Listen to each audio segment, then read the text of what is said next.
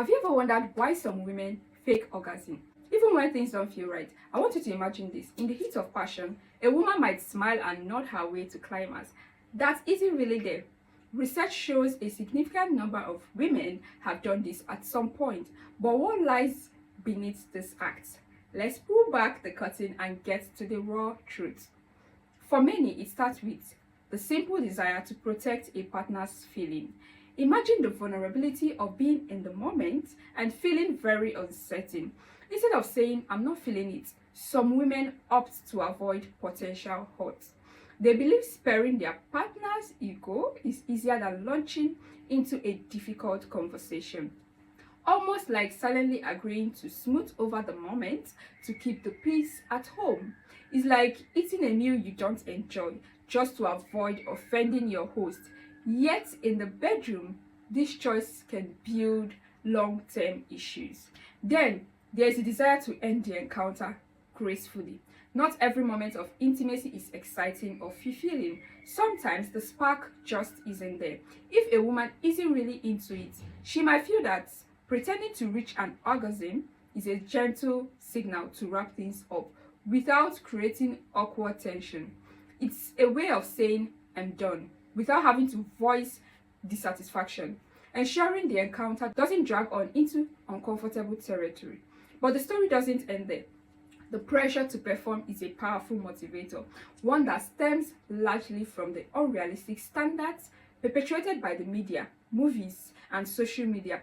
In a world where the perfect climax is idealized, there is enormous pressure to check all the boxes, regardless of how genuine the experience is. This pressure can leave a woman feeling like she's failing if she doesn't hit that high note of ecstasy. Instead of embracing imperfection or discussing what could make the experience better, the fallback is often to fake what's expected in order to meet these unrealistic benchmarks, and that affects a lot of relationships. Then there's an intriguing twist. For some, the act of faking can actually spark real arousal for them. It sounds bizarre, right? But the brain can sometimes be tricked. By going through the motions, the body might eventually catch up, leading to genuine pleasure. This isn't about deceit. It's more of a complicated dance between the mind and the body, where the act of performance might trigger a cascade of sensation. Think of it as a self-fulfilling prophecy. The mind tells the body, we are there, and sometimes the message eventually aligns with reality. However, it is critical to acknowledge the downside of it. When real feedback is replaced by pretense, trust can erode over time. Imagine investing emotionally in a relationship where one partner isn't being entirely honest about their satisfaction. Over time, this pattern of faking can create a subtle disconnection. Instead of a shared exploration of pleasure, what remains is a superficial performance, missing the deeper intimacy that could have been built with honest conversation. I will keep on hinting on conversation because it plays a huge role in relationships. For many relationships, this means missing out on the chance to learn what truly works. When a partner doesn't feel safe enough to share genuine feedback, both individuals lose the opportunity for growth. They might keep repeating the same performance without understanding why it doesn't deliver mutual satisfaction. It becomes a self-reinforcing loop, a cycle where neither the partner gets to enjoy the deeper, more fulfilling intimacy they both deserve. So, what can be done in this situation? I know you'll be asking that. This is not about pointing fingers or placing blame. It's about understanding and growth. Men, if you're watching this is a call for empathetic listening and proactive communication. Rather than assuming dissatisfaction or feeling personally attacked, consider the possibilities that your partner might be navigating a maze of emotions and expectations. Ask open-ended questions that invite honesty rather than defensiveness. Phrases like, what do you feel works well for you? Or is there anything different you might enjoy next time? Can open the door to deeper and honest discussion with your partner. Creating a non-judgmental space where your partner feels free to share her feelings is very essential. In addition to communication, which is very important, education is a powerful tool. Every woman is unique, and What one finds pleasurable might not work for another.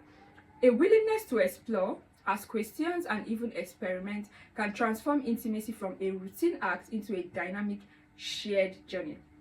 Educate yourself together, read books, watch informative videos, or even attend workshops on intimacy anatomy can help you. The more you understand the complexities of human sexuality, the easier it becomes to foster an environment where authenticity rules over performance. All is your decision. Over time, relying on faked orgasm can lead to consequences that extend far beyond the bedroom. Imagine the broader emotional and psychological impact: a gradual buildup of resentment, an ever-growing sense of disconnection with your partner, or even a slow erosion of trust that seeps into every aspect of the relationship. When one partner consistently hides the truth, it sets a precedent for unspoken dissatisfaction that can affect the overall health of the relationship. Now, it's very important to acknowledge that many women who resort to faking their pleasure are not doing so to deliberately deceive their partner. Rather, it's often an act born out of complex emotion, insecurities, societal pressures, a lack of proper communication skill, or simply a moment of vulnerability. It's a nuanced issue that demands empathy and understanding from all sides. Recognizing the underlying reasons can foster a more compassionate conversations about what both partners need to truly feel connected. So let's imagine a very different scenario, one in which both partners feel fully safe to express what they really want. In this ideal space, instead of relying on pretense or forced performance, each partner would engage in a candid dialogue about their desires. The focus shifts from reaching a specific expected outcome to exploring the entire intimacy journey. There is a room for trials and error, rooms for laughter when things go off script, and ultimately rooms for growth that leads to greater mutual satisfaction. Practical steps can pave the way forward towards this kind of honesty. First, set aside dedicated time to talk outside of the bedroom in a quiet, non-judgmental environment. Even periodic check-ins about your intimate life can build a bridge of understanding. These aren't just casual "how was it" moments, but genuine opportunities to learn and share. Consider it like maintaining a vital emotional health check for your relationship. Another step is embracing and accepting vulnerability. We all have our insecurities and fears, but when these are acknowledged openly, they lose some of their powers. Both partners need to feel that their truth is respected and valued, no matter how messy or uncomfortable it might be. Vulnerability isn't a weakness, it's a doorway to deeper connection.